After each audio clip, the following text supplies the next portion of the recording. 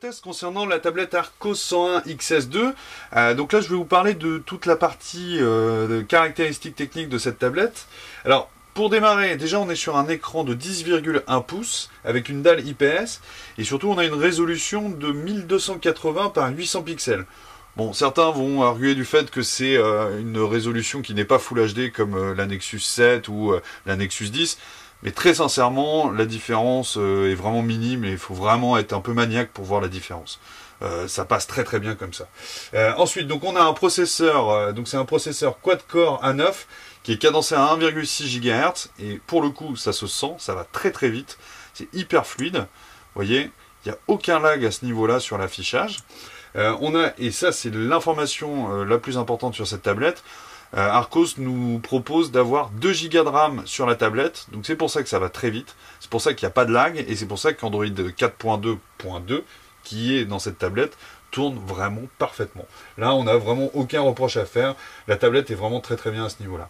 Alors, je vais vous faire un peu le tour du propriétaire, donc je vous fais voir ici, sur cette partie-là, c'est la partie qui sert à connecter avec le dock. Donc on verra ça par la suite quand je vais vous présenter le dock clavier qui est fourni. Et ça permet de faire la communication avec ce dernier. Donc on a uniquement ça sur le côté. Là, et ça c'est vraiment une tradition chez Archos, c'est de nous proposer une connectique ultra complète. Donc dans le détail ici, on a le micro USB qui vous permet de charger la tablette ou de communiquer avec le PC portable. Donc ça c'est déjà très bien parce que Archos nous impose pas, comme certains constructeurs, une connectique propriétaire. Donc ça c'est vraiment très bien. Ici on a un slot micro SD qui vous permet d'aller jusqu'à 64 Go.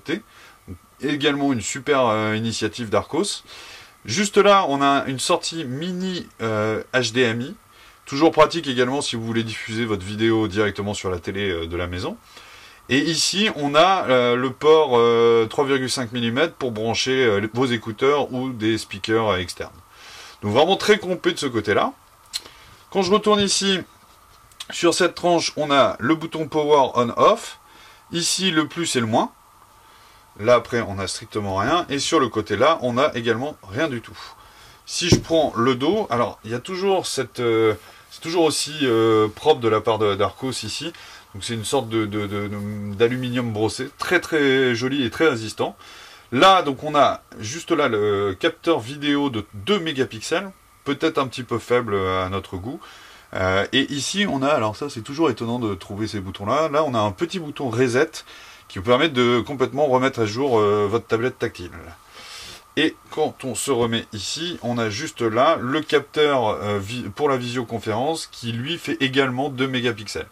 Bon, c'est la seule déception, c'est qu'on n'a pas de capteur assez costaud et surtout on n'a pas, par exemple, au dos, un flash à LED qui aurait pu grandement améliorer la qualité photo et vidéo. Alors ensuite, pour finir, là on a les haut-parleurs qui sont ici assez intelligemment placés.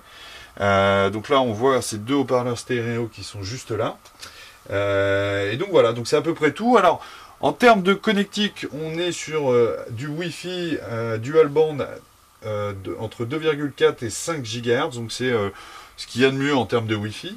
On a évidemment du Bluetooth, le GPS, donc on a vraiment un module GPS. Comme souvent, on a un accéléromètre, un capteur de lumière, on a également la boussole numérique. Donc on a toute la base pour une tablette Android de qualité. Et après en termes d'autonomie, donc Archos indique environ 9 à 10 heures d'autonomie, ce qui est à peu près la moyenne pour une tablette tactile Android. Donc voilà, je voulais vous faire un petit focus également sur ce petit dock clavier qu'Archos propose dans son package. Donc c'est un dock clavier qui vous permet d'une part, alors si vous avez vu notre vidéo de l'an passé, vous allez voir, ce qui est génial, c'est que ça vous permet de protéger votre tablette comme ceci, et donc de pouvoir vous la transporter. Alors ce qui est génial, c'est que le système est aimanté, vous voyez, boum, ça se fixe automatiquement et ça bouge vraiment pas, donc ça c'est vraiment très très pratique. Le clavier quant à lui, donc vous avez un clavier assez classique, avec le système ici pour connecter avec la tablette. Vous pouvez le recharger juste là avec le port micro USB, donc ça c'est assez pratique également.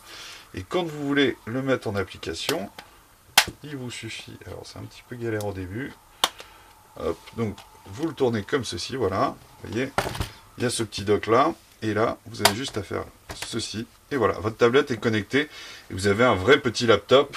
Alors attendez, je vais allumer comme ceci. Vous voyez, c'est vraiment hyper pratique. Là, vous voyez, ça marche déjà. Donc c'est ça qui est vraiment bien. C'est que la connexion se fait ici avec cette partie aimantée. Vous voyez, c'est vraiment très très bien fait de la part d'Arcos. Donc voilà, donc c'était le tour des spécifications techniques pour la tablette Arcos 101 XS2.